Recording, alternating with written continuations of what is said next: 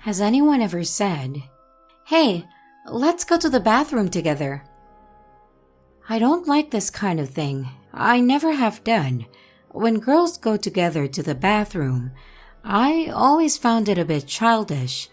I don't need someone to accompany me in there, so I never know what to do or say when I'm asked.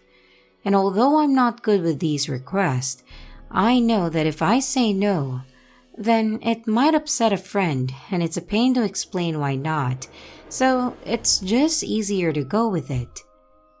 This isn't some new way of thinking based on this trend. I've always been like this.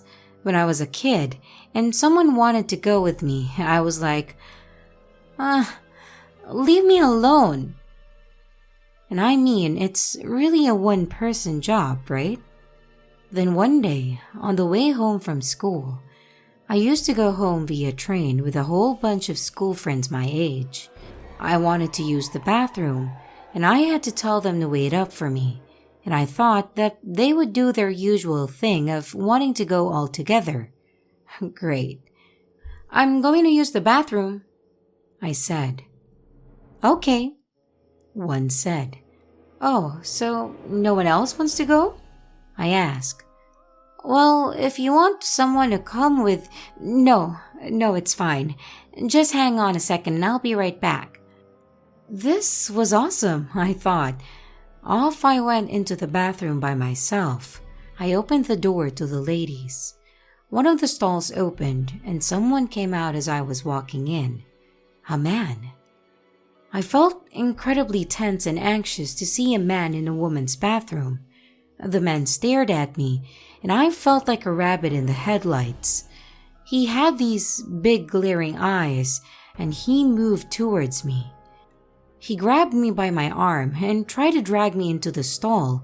I screamed for help, and I tried my best to wriggle free of his grasp. I screamed for my life, and I don't know how else to put it. And my friends came rushing in. We were in a big group, thankfully. The sight of him seeing all of my girlfriends bursting into the bathroom was amazingly relieving. They shouted at him, out of hate or fear or some sort of natural instinct. I don't know. I don't want to repeat what was said. The creep stood there, as if the words meant nothing to him. Unperturbed, essentially not scared in the slightest by us, a gang of schoolgirls. But then, we showed that we weren't scared, and we were stronger together than he could ever be. He went to run for it. My friends formed a barrier around the bathroom door, and he tried elbowing them aside, and he wasn't gentle about it either. A station guard must have heard all of us screaming at him, because someone police-like burst into the bathroom, altered to the commotion we had created, no doubt. And since this day, my opinion of going to the bathroom in a group has changed. There is safety in numbers. I did a little sleuthing online, and it turns out that I might have been exceptionally lucky that day. A truly disturbing and ghastly crime happened in the very same area. It was called the Bunkuo murder case. The victims were two schoolgirls about the same age as me. Things like this happen every day, and it's not uncommon. The case I mentioned is a case well known in Japan. Think of all the other cases which go unreported. It frightens me. As the years went by, I began to second-guess myself, thinking that what happened to me might not be as common as I once thought. I met a guy eventually, by the way. The bathroom attack didn't put me off dating and intimacy completely, and I'm glad it didn't. So one day, I was idly chatting with my boyfriend, and I decided to tell him about the bathroom incident in the train station. His reply shocked me. It doesn't just happen to women, it happened to a friend of mine. Something is going on, regardless of gender. So be wary if you are in the bathroom alone.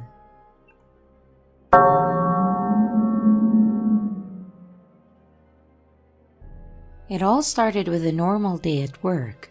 I worked at a small grocery store at that time, and my duties consisted of gathering shopping carts in the parking lot and bagging groceries. Normal minimum wage stuff. It was rainy that morning, and of course, I was assigned to carts all day. About 2 hours into my shift, I saw a man rushing to get his groceries into the car. It was pouring, and I ran over to him and started helping him with his bags. "It's pouring," I said. "Mind if I help you get out of the rain?" "Yes, thank you so much." As he was closing his trunk, he looked at me with a very surprised look on his face, lowered his eyebrows, looked me up and down, and smirked. "Are you a new hire?" "No, I've been here for a couple of months." "Oh, you're very pretty," he said in a weirdly sensual tone. "Thank you. Have a good day." I shut it down. I was not interested.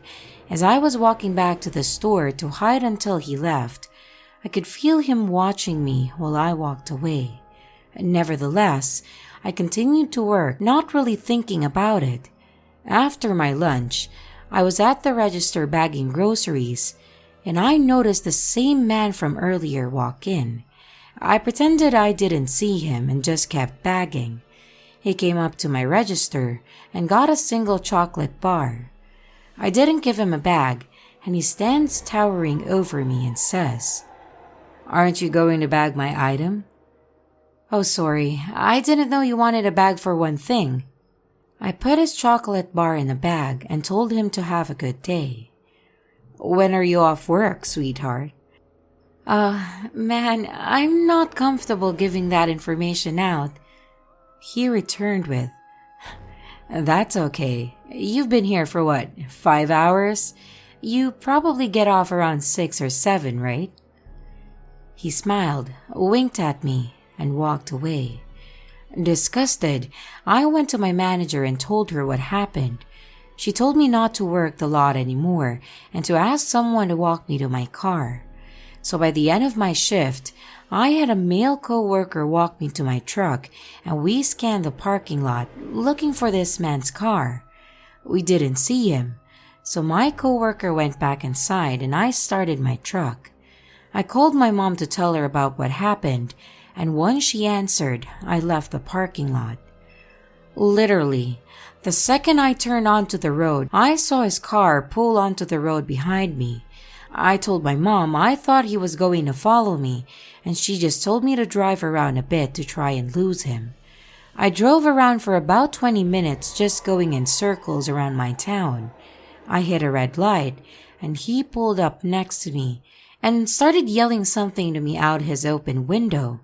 I, of course, pretended he wasn't there, but I could still hear what he was saying.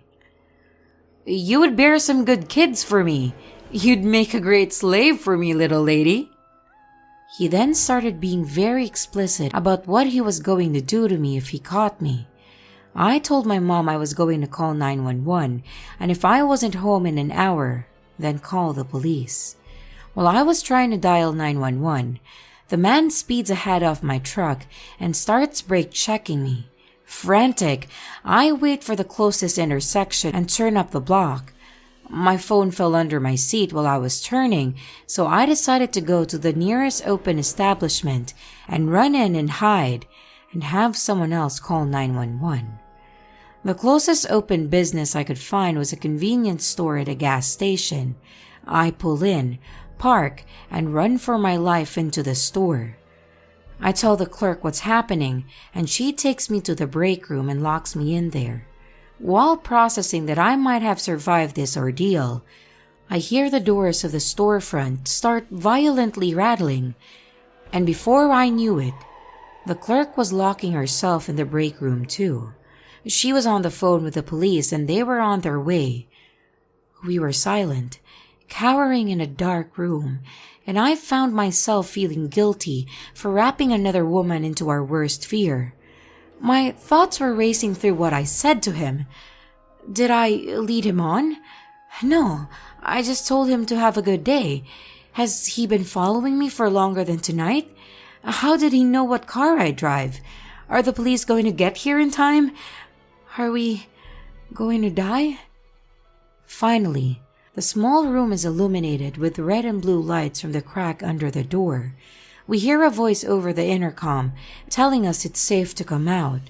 Shaking, the clerk takes out her keys and opens the door, and we walk out and give our statements.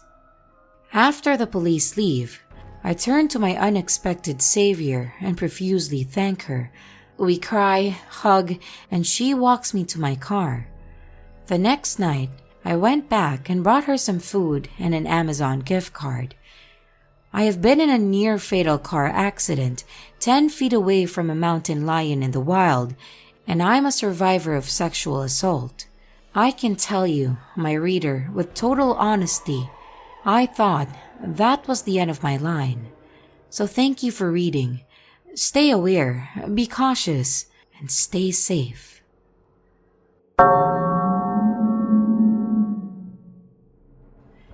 I've been living in a quite friendly neighborhood for the past 5 years, and for the time, nothing really bad has happened, nor have I felt uneasy. But suddenly, I started to meet this weird guy with his dog when I'm out for a walk with my dog. It started off normal. Our dogs ran into each other and sniffed each other's bottom, and this guy started to talk with me about our dogs and stuff.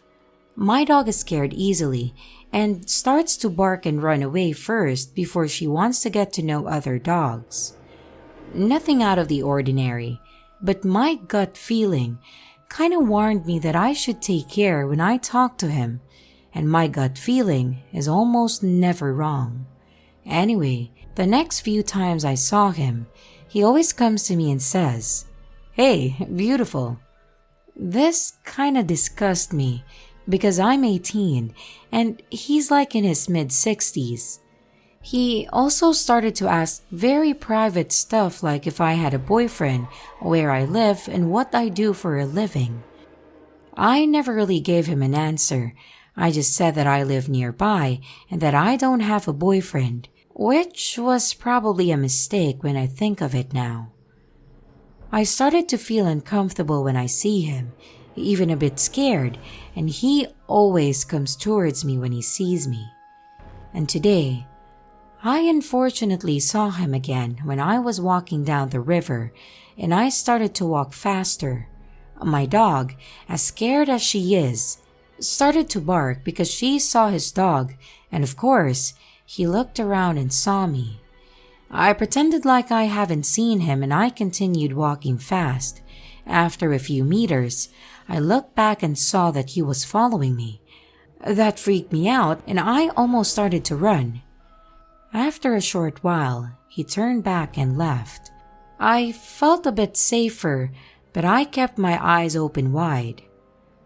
For what comes next, you need to know that the river is small and thin and that there are a few trees and bushes at the edge. When I reached the end of the river, I started to walk back on the opposite side of the river that I don't happen to bump into him again. After a while, I saw that he was just standing there and watching at the opposite side from me, as if he was waiting for someone. I don't know if he saw me or not, but he suddenly moved towards the river. I was scared, and I hid behind a bush to wait what he'll do next. Nothing happened, so I stood up, and that's when I saw he moved again, but hasn't left his current place. I obviously didn't want to see him anymore, so I turned right and continued to walk on this path, which was thankfully there. I thought that he's gone now, and after a while, I turned back just to be sure. But then he was there again. There was no way he could have been there so quick unless he walked straight through the river. But I couldn't see if his pants were wet or not because he was still too far away to see that. When I looked behind, he stopped walking and just stood there again.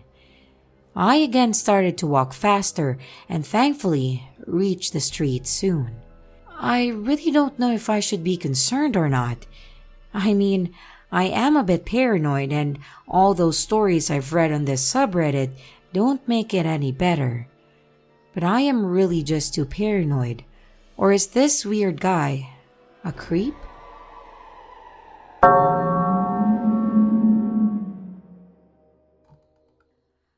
My best friend and I went to Walmart one day to get groceries for her mom.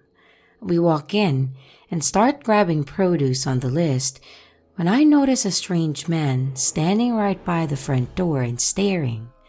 It gave me the creeps, but overall, I thought he was just a weird man. I live in SoCal, and they're everywhere. About 6'3", Hispanic and wearing a duck sweatshirt. As I was grabbing some potatoes, he comes uncomfortably close to me and looks at the potatoes too. I walk away and I go to my friend who was 20 feet away from me. I still didn't mention this man to my friend because I thought he had just no clue of keeping a good social distance between people.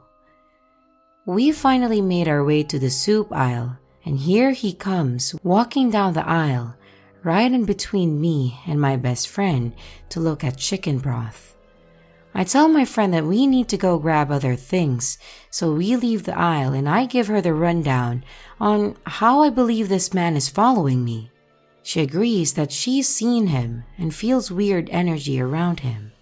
We head over to the tampon section because my friend needed some. I'm standing at our cart and she's squatted down on the ground when this man comes up and squats right next to her, looking at pads and tampons. This made us feel extremely awkward, so we left immediately and went to the back of the store to see if he was actually stalking us. We noticed that in his basket he had nothing but a bottle of Sprite, yet he's been down so many food and item aisles with us that he should have grabbed something if he was just a normal shopper. We wait about 5 minutes in the back of Walmart where we start to walk to the front, and we see him walking the opposite way as us, peering down each and every aisle. Once he sees us, he stops and just pretends to look at something on the side aisle while keeping eye contact on us. My friend and I went into the makeup section. If you know a ghetto Walmart, you know it's blocked with only one way in and one way out with a lot of cameras. We go in here and look out through one of the aisles to see him still searching for us. We start to kind of freak out because we both aren't the strongest girls and know that he can probably take us if it came down to that. We decide to just hurry up and get in line to check out. I was talking to my best friend, facing away from the cashier, when he gets in line right behind us. She did the most ballsy thing I have ever seen her do and told him off. She was saying how he was following us and that he went down every aisle we did, but he only had a Sprite in his basket. Soon after, he scarcely walks away, which still made us feel uneasy. We didn't know if he would be waiting outside for us or have some friends ready to get us. We went to a worker and told them to keep an eye out for this guy. After we check out, we quickly make our way to the car with my friend's taser ready to zap, and we made it back safe to the car and didn't see him since our interaction. Hopefully, I never meet this guy again.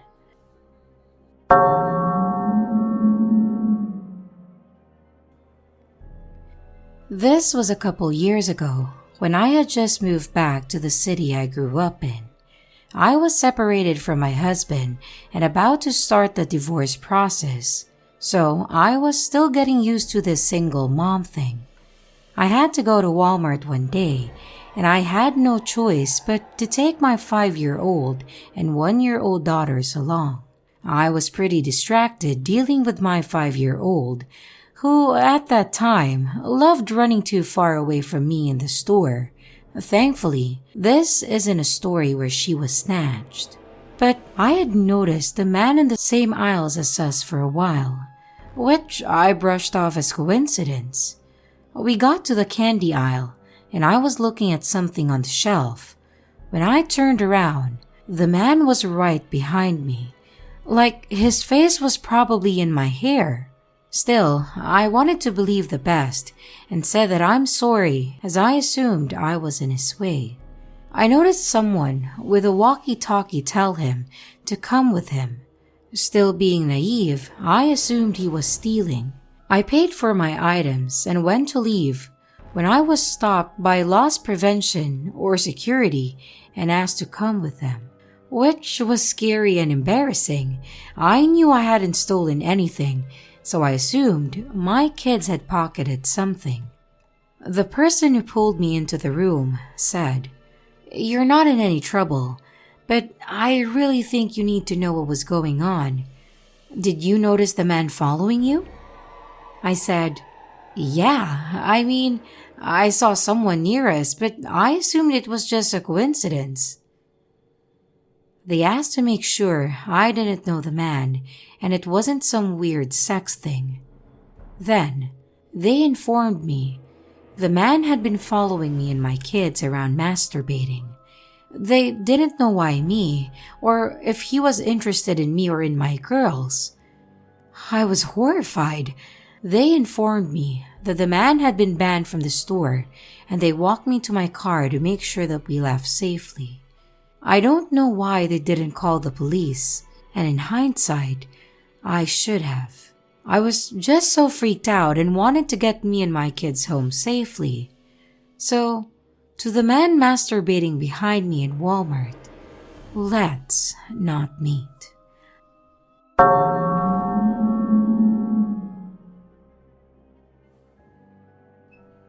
Trigger warning: this story involves suicide. However, I am happy to report that no one dies. Several years ago, I attended a screenplay writing convention. It was located at a resort on a lake. The perfect place, I thought, for me to hone my writing skills and maybe make a few friends along the way. I met John on my first day at the convention. He came up to me while the attendees were slowly filtering into the auditorium and wanted to know what I wrote and whether I'd finish a screenplay and if I knew who Dostoevsky was.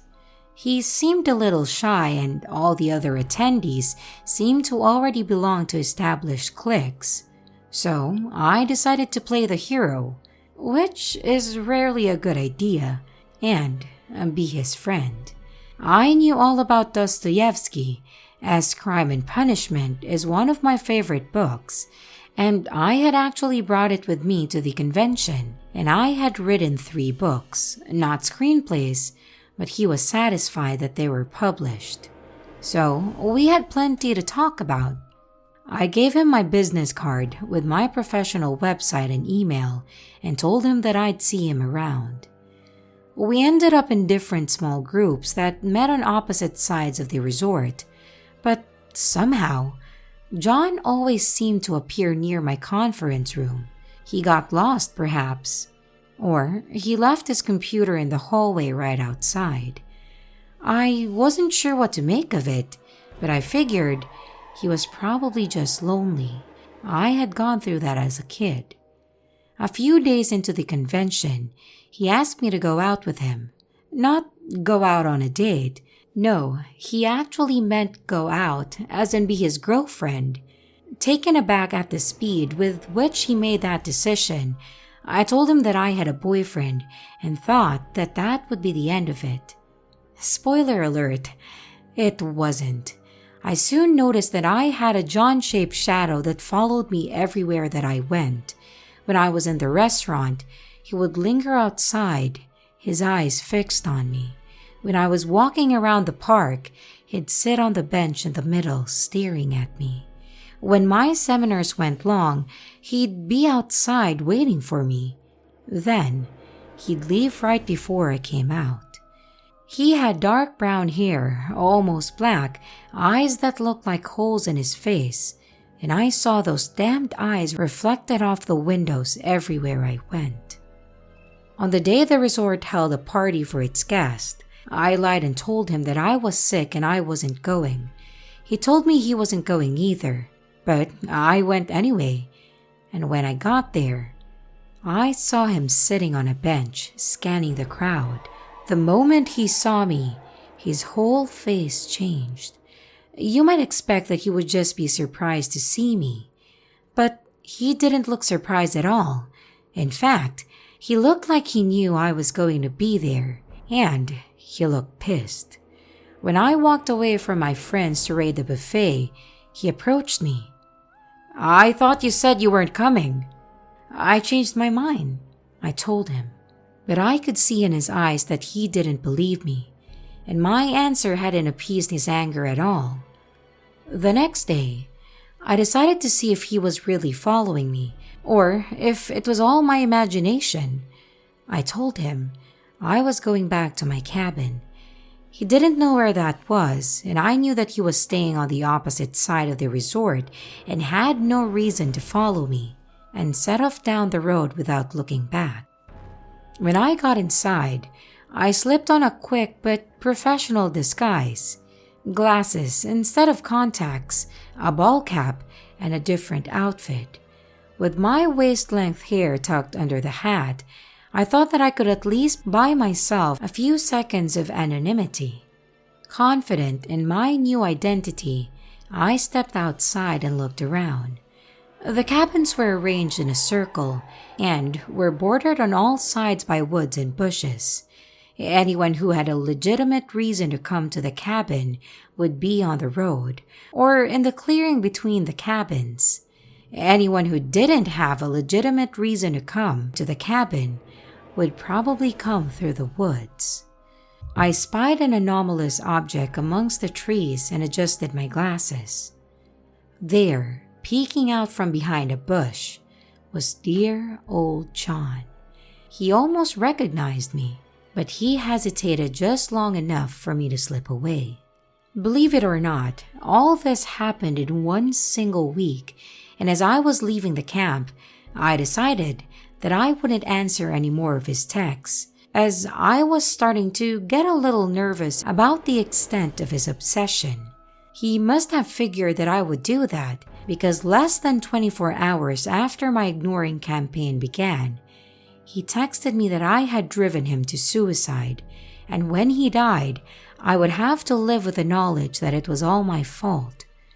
If I had been friendlier, if I had been nicer, if I had responded faster to his messages, and if I have told him more about myself. I told him to call 911 if he was having a mental crisis, warned the resort security about him, and blocked his number. Fast forward a few weeks. Remember that innocent little business card I'd given John? Well, somehow, from that meager bit of information, he managed to contact me on Instagram, Twitter, my website, my email, Hangouts, and text again with a new phone number. Each time the message was either, "I'm sorry, will you take me back?" or, "If you call the fucking cops, I will make you regret it." Or, "Don't you feel bad that I almost killed myself because of you?" Each time, I blocked him. A year into the seemingly endless fiasco, I thought that I'd finally gotten rid of him. That is, until I received an email asking me to review a screenplay. That's nothing unusual.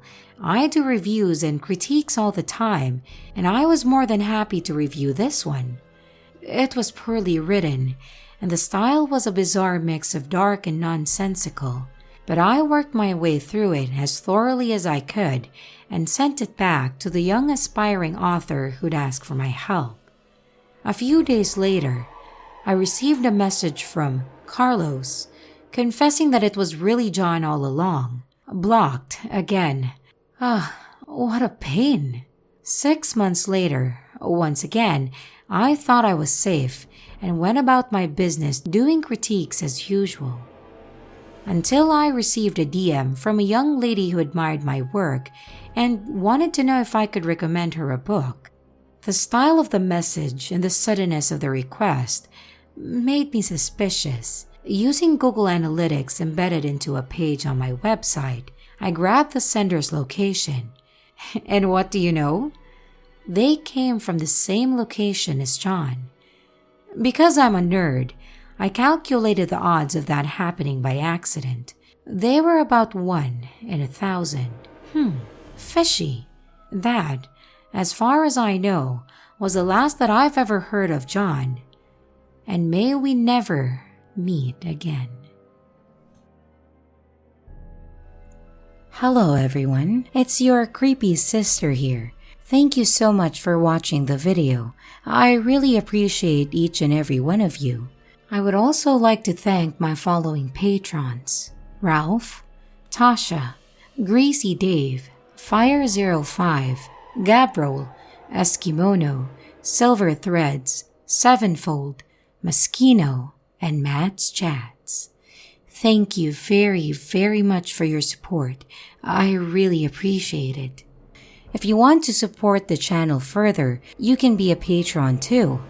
But remember, it's appreciated, but never a requirement.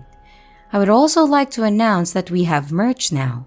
The link is in the description of the video, along with all my other social media links, like my Discord server, Twitter, Instagram, and others. You can connect with me and send your stories there. And don't forget to like and subscribe if you haven't yet, and comments are highly appreciated. And remember, your fear feeds me.